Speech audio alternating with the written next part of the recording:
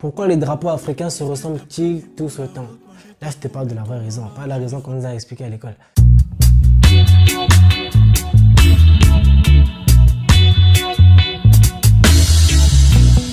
Si tu as passé ton collège en Afrique comme moi, on nous a souvent donné des définitions aux couleurs de nos drapeaux et les raisons varient plus ou moins selon les pays.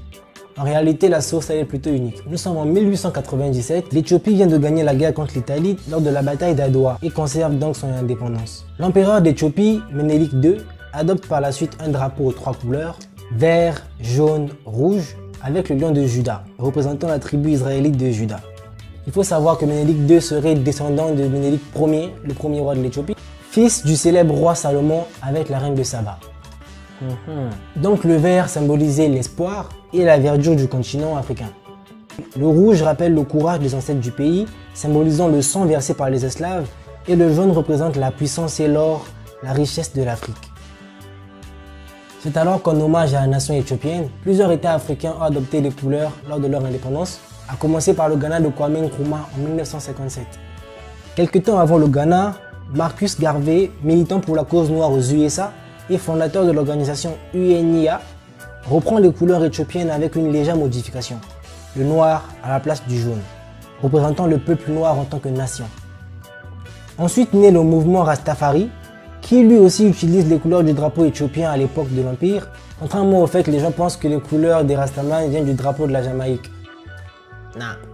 Finalement, quand on revoit les drapeaux africains, on retrouve les couleurs vert, jaune et rouge en Afrique de l'Ouest et en Afrique centrale, et les couleurs vert, noir et rouge sur la partie est de l'Afrique. Par contre, on retrouve les 4 couleurs, c'est-à-dire vert, jaune, rouge, noir, sur les drapeaux des pays comme le Mozambique, la Zambie, l'Afrique du Sud ou le Zimbabwe. Maintenant, on a une petite idée sur la provenance des couleurs du drapeau africain. Par contre, sur la configuration du drapeau, c'est un peu délicat. Ça manque un peu d'inspiration, j'avoue. Je vous laisse juger de vous-même.